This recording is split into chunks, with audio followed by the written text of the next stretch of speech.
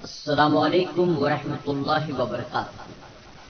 میرے پیارے آقا علیہ الصلوۃ والتسلیم کے پیارے دیوانوں، خاتون جنت حضرت فاطمۃ الزہرا رضی اللہ تعالیٰ عنہا کی کنیزوں، مکاشفۃ القلوب کے ایپیسوڈ نمبر 62 میں آپ تمام کا استقبال ہے۔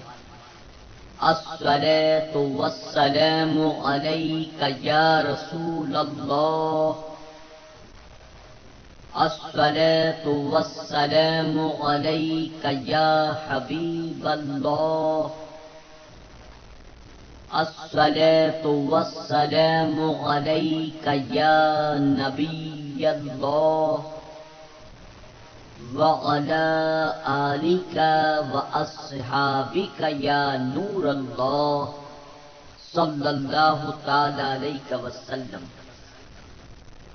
میرے پیارے آقا علیہ الصلوۃ والتسلیم کے پیارے دیوانوں، خاتون جنت حضرت فاطمۃ الزہرا رضی اللہ تعالیٰ عنہا کی کنیزوں، آج کے ایپیسوڈ میں ہم آغاز کر رہے ہیں 43ویں باب کا، جو زندگی کے بارے میں غور و فکر کرنے کے تعلق سے ہے۔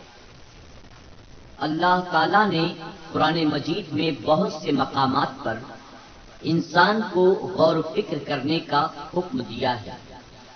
چنانچہ فرمان الہی ہے، بے شک زمین و آسمان کی پیدائش اور رات دن کے اختلاف میں اہل بصیرت کے لیے نشانیاں ہیں، یعنی رات دن کے ایک دوسرے کے پیچھے آنے جانے میں عقل مندوں کے لیے غور و فکر کی دعوت ہے، کیونکہ جیوں ہی ایک جاتا ہے دوسرا آ جاتا ہے۔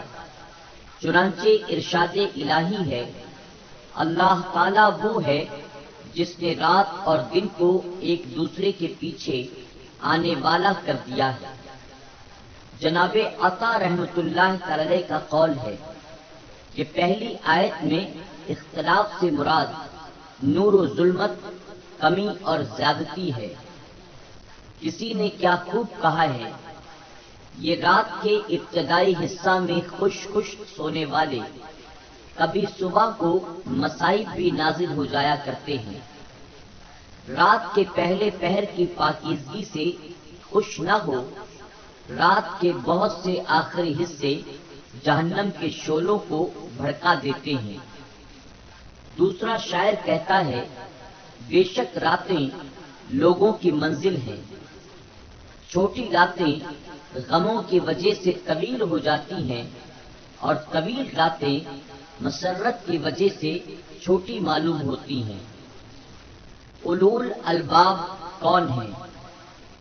اور اللہ تعالیٰ نے غور و فکر کرنے والوں کی تعریف کی، چنانچہ فرمان الہی ہے، یہ وہ لوگ ہیں جو کھڑے ہوئے، بیٹھے ہوئے اور پہلو کے بل لیٹے ہوئے اللہ کو یاد کرتے ہیں اور زمین و آسمان کی پیدائش میں غور و فکر کرتے ہیں اور کہتے ہیں، اے ہمارے پروردگار، تو نے ان کو بے فائدہ پیدا نہیں کیا ہے۔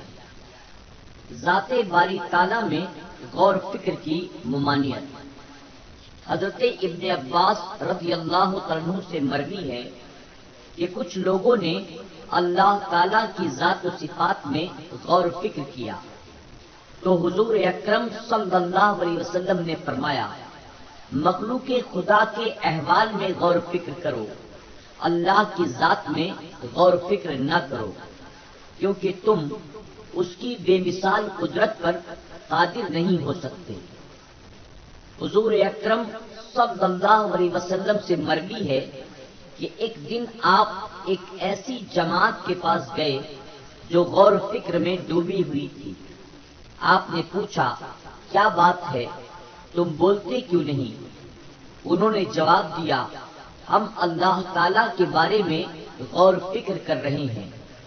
آپ نے فرمایا، اچھا، لیکن مخلوق خدا میں غور و فکر کرو، خالق کائنات کی ذات میں غور و فکر مت کرو۔ پھر آپ نے فرمایا، مغرب میں ایک سفید براق نورانی زمین ہے، سورج کا وہاں تک 40 دنوں کا سفر ہے، وہاں اللہ تعالیٰ نے ایک مخلوق پیدا فرمائی ہے وہ جب سے پیدا ہوئے انہوں نے ایک لمحہ بھی اللہ تعالی کی نافرمانی نہیں کی۔ لوگوں نے پوچھا، حضور ان میں شیطان کا گزر نہیں ہوا؟ آپ نے فرمایا، انہیں شیطان کی پیدائش کا علم ہی نہیں۔ پوچھا گیا، وہ آدم علیہ السلام کی اولاد میں سے ہیں؟ آپ نے فرمایا، انہیں تو آدم علیہ السلام کی پیدائش کا بھی علم نہیں ہے۔ حضرت عطا رضی اللہ عنہ سے مروی ہے کہ ایک دن میں اور عبید بن عمیر حضرت عائشہ صدیقہ رضی اللہ عنہ کی خدمت میں حاضر ہوئے۔ آپ کے اور ہمارے درمیان پردہ پڑا ہوا تھا۔ انہوں نے پوچھا، عبید تم ہماری ملاقات کو کیوں نہیں آتے؟ عبید نے کہا، میں حضور اکرم صلی اللہ علیہ وسلم کے اس فرمان کی وجہ سے دیر سے حاضر ہوتا ہوں۔ حضور اکرم صلی اللہ علیہ وسلم نے فرمایا، تاخیر سے ملاقات کرو، محبت بڑھے گی۔ ابن عمیر بولے، آپ ہمیں حضور اکرم صلی اللہ علیہ وسلم سے مشاہدہ کی گئی عجیب باتوں میں سے کوئی عجیب بات بتلائیں۔ حضرت عائشہ صدیقہ رضی اللہ عنہا رو پڑی اور فرمایا، حضور اکرم صلی اللہ علیہ وسلم کی ہر بات عجیب تھی۔ ایک مرتبہ حضور اکرم صلی اللہ علیہ وسلم رات میں میرے یہاں تشریف لائے اور میرے ساتھ آرام فرما ہوئے۔ تھوڑی دیر کے بعد فرمایا، مجھے اجازت دو تاکہ میں اللہ تعالی کی عبادت کروں۔ چنانچہ آپ ایک مشکیزہ کی طرف گئے، وضو فرمایا اور نماز میں کھڑے ہو گئے۔ نماز شروع کرتے ہی آپ نے رونا شروع کر دیا، یہاں تک کہ آپ کی مبارک داڑھی آنسوؤں سے تر ہو گئی۔ پھر سجدہ کیا، یہاں تک کہ روتے روتے زمین گیلی ہو گئی۔ سلام کے بعد آپ پہلو کے بل لیٹ گئے، یہاں تک کہ حضرت بلال رضی اللہ عنہ نے صبح کی اذان دے دی اور آپ کو نماز کے لیے بلایا اور عرض کی، یا رسول اللہ صلی اللہ علیہ وسلم آپ کس لیے روتے ہیں؟ حالانکہ اللہ تعالیٰ نے آپ کے سبب آپ کے اگلوں اور پچھلوں کی خطائیں معاف فرمائی۔ آپ نے فرمایا، افسوس بلال تم مجھے رونے سے روکتے ہو، حالانکہ اللہ تعالیٰ نے آج کی رات مجھ پر یہ آیت نازل فرمائی ہے، بے شک زمین و آسمان کی پیدائش اور رات دن کے اختلاف میں عقل مندوں کے لیے نشانیاں ہیں۔ پھر ارشاد فرمایا، اس شخص پر افسوس ہے جس نے یہ آیت پڑھی اور اس میں غور و فکر نہیں کیا۔ امام اوزاعی رضی اللہ عنہ سے پوچھا گیا، ان آیات میں غور و فکر کرنے سے کیا مراد ہے؟ تو انہوں نے جواب دیا، ان آیات کو پڑھو اور پھر انہیں سمجھنے کی کوشش کرو۔ محمد بن واسی رحمۃ اللہ تعالی سے مروی ہے کہ بصرہ کا ایک شخص حضرت ابو ذر غفاری رضی اللہ عنہ کی وفات کے بعد ان کی زوجہ محترمہ کی خدمت میں حاضر ہوا اور ان سے حضرت ابو ذر رضی اللہ عنہ کی عبادت کے متعلق پوچھا۔ ان کی زوجہ نے جواب دیا، وہ سارا دن گھر کے کونے میں بیٹھے غور و فکر کیا کرتے تھے۔ جناب حسن رحمۃ اللہ تعالی کا قول ہے کہ ایک لمحہ کا غور و فکر رات بھر کی عبادت سے بہتر ہے۔ حضرت فضیل بن ایاز کا قول ہے کہ غور و فکر ایک آئینہ ہے جو تجھے تیری نیکیاں اور برائیاں دکھاتا ہے۔ جناب ابراہیم رحمۃ اللہ تعالی سے کہا گیا کہ آپ بہت زیادہ غور و فکر کرتے ہیں۔ انہوں نے کہا کہ غور و فکر عقل کا مغز ہے۔ جناب سفیان بن عیینہ رحمۃ اللہ تعالی شاعر کے اس شعر کو اکثر بطور تمثیل پیش کیا کرتے تھے، جب آدمی میں غور و فکر کرنے کا مادہ ہو تو اسے ہر چیز میں عبرتیں نظر آتی ہیں۔ حضرت عیسیٰ علیہ السلام کا حواریوں کو جواب۔ جناب طاؤس رحمۃ اللہ تعالی سے مروی ہے کہ حواریوں نے حضرت عیسیٰ علیہ السلام سے کہا، آج روئے زمین پر آپ جیسا کوئی بھی نہیں ہے۔ آپ نے فرمایا، جس کا بولنا ذکر الہی میں ہو، جس کی خاموشی غور و فکر میں ہو، اور جس کی نگاہ عبرت ہو، وہ مجھ جیسا ہے۔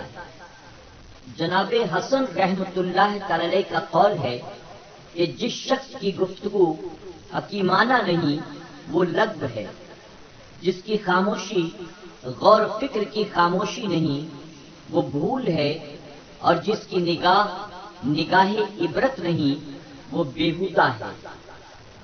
فرمان الہی ہے، مفہوم: البتہ میں اپنی نشانیوں سے زمین پر ناحق تکبر کرنے والوں کو پھیر دوں گا۔ جناب حسن رحمۃ اللہ تعالی کہتے ہیں کہ اس آیت کا معنی یہ ہے کہ میں ان کے دلوں میں غور و فکر کرنے کی صلاحیت ہی نہیں رہنے دوں گا۔ حضرت ابو سعید خدری رضی اللہ عنہ سے مروی ہے، حضور اکرم صلی اللہ علیہ وسلم نے فرمایا کہ اپنی آنکھوں کو عبادت کا حصہ دو۔ عرض کی گئی، حضور ان کا عبادت سے کیا حصہ ہے؟ تو آپ نے ارشاد فرمایا، قرآن مجید کو دیکھنا، اس میں غور و فکر کرنا اور اس کے عجائبات میں سبق حاصل کرنے والی نگاہ سے غور و خوض کرنا۔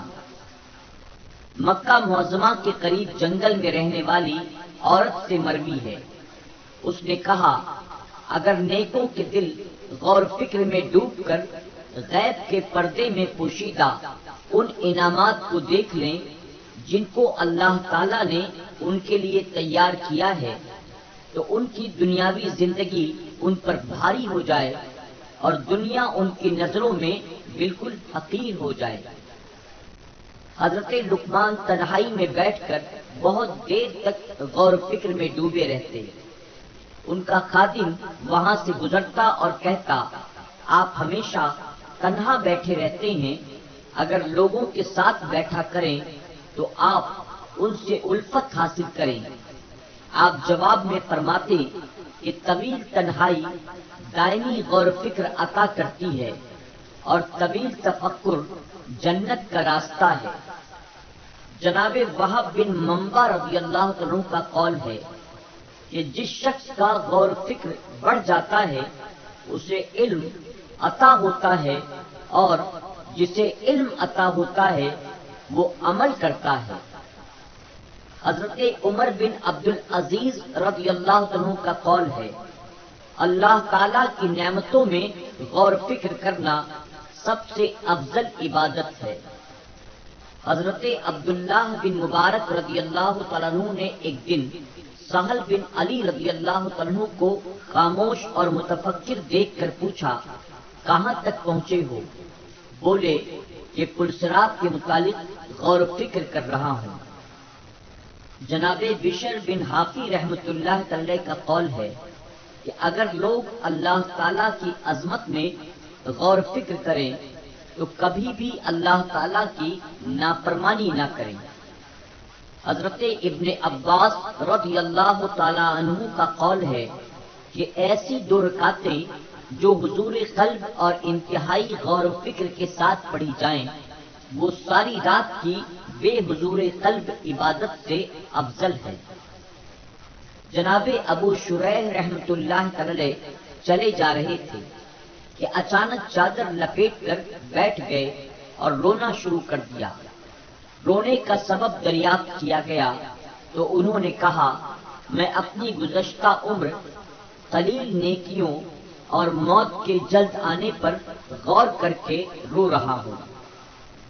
ابو سلیمان رحمۃ اللہ تعالی کا قول ہے کہ آنکھوں کو رونے کا اور دلوں کو غور و فکر کرنے کا عادی بناؤ۔ مزید فرمایا، دنیا کے بارے میں غور و فکر آخرت کے لیے ایک پردہ ہے اور نیکوں کے لیے عذاب ہے، لیکن آخرت کے متعلق غور و فکر علم کا وارث بناتا ہے اور دلوں کو زندہ کرتا ہے۔ جناب حاکم رحمۃ اللہ تعالی علیہ کا قول ہے کہ عبرت حاصل کرنے سے علم بڑھتا ہے، ذکر سے محبت بڑھتی ہے اور غور و فکر سے خوف خدا بڑھتا ہے۔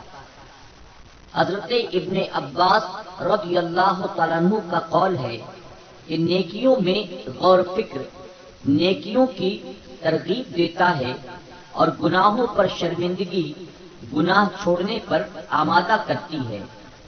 روایت ہے اللہ تعالیٰ نے اپنی بعض کتابوں میں فرمایا ہے کہ میں ہر عالم و دانش مند کا کلام نہیں، اس کی نیت اور محبت دیکھتا ہوں۔ اگر اس کی نیت و محبت میرے لیے ہوتی ہے تو میں اس کی خاموشی کو غور و فکر کی خاموشی، اس کی گفتگو کو حمد قرار دیتا ہوں، اگرچہ وہ خاموش بیٹھا ہو۔ جناب حسن رحمۃ اللہ تعالی علیہ کا قول ہے کہ عقل مند ہمیشہ ذکر سے فکر کی جانب اور غور و فکر سے ذکر خدا کی جانب رجوع کرتے ہیں، یہاں تک کہ ان کے دل بولتے ہیں اور علم و حکمت کی وہ باتیں کرتے ہیں۔ اسحاق بن خلف رحمۃ اللہ تعالی علیہ کہتے ہیں کہ جناب داؤد طائی ایک چاندنی رات میں چھت پر بیٹھے اللہ تعالیٰ کے عجائبات ارض و سما میں غور و فکر کر رہے تھے اور وہ آسمان کی طرف دیکھ کر رو رہے تھے، یہاں تک کہ بے خودی کی حالت میں ہمسایہ کے گھر میں گر پڑے۔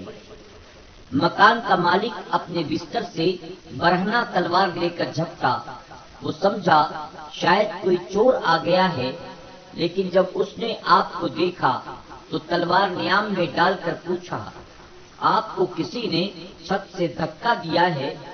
آپ نے فرمایا مجھے معلوم نہیں۔ جناب جنید رحمۃ اللہ تعالی علیہ کا قول ہے کہ بہترین مجلس غور و فکر ہے جو توحید کے میدان میں انجام دی جائے، اور محبت کے سمندر سے محبت کے جام پینا بہترین شراب اور معرفت کے معطر ہواؤں سے لطف اندوز ہونا سب ہواؤں سے بہتر ہے، اور اللہ تعالی سے اجر حسن کی امید رکھنا امیدوں میں بے مثال ہے۔ پھر فرمایا وہ دل کیسا بہترین دل ہے جو ان مجالس کا شناسہ ہو اور اسے خوشخبری ہو جو محبت کے ان لذیذ ترین جاموں سے کام و دہن کی تواضع کرتا ہے۔ امام شافعی رضی اللہ عنہ کا قول ہے کہ گفتگو پر خاموشی سے اور حصول علم کے لیے غور فکر کرنے سے امداد طلب کرو۔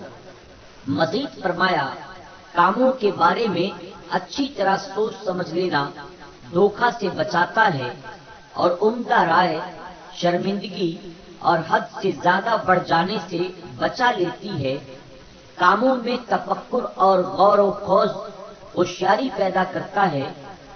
داناؤں کے مشورے اور ذہانت نفس کی پائیداری اور بصیرت کی قوت ہے، لہذا ارادہ کرنے سے پہلے سوچ، کام کرنے سے پہلے غور و فکر کر اور وقت سے پہلے مشورہ حاصل کر۔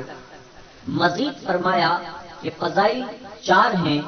پہلی حکمت جس کا دار و مدار غور و فکر پر ہو، پاک بازی جس کا دار و مدار شہوت سے اجتناب ہے، قوت جس کا دار و مدار غصہ پر ہے، عدل جس کا دار و مدار قوائے نفسانی کے اعتدال پر ہے۔ میرے پیارے آقا علیہ الصلوۃ والتسلیم کے پیارے دیوانوں، خاتون جنت حضرت فاطمۃ الزہرا رضی اللہ تعالیٰ عنہا کی کنیزوں، آج کے درس میں بس اتنا ہی۔ انشاءاللہ کل نئے ایپیسوڈ اور نئے باب کے ساتھ پھر آپ کی خدمت میں حاضر ہوں گے۔ السلام علیکم ورحمۃ اللہ وبرکاتہ۔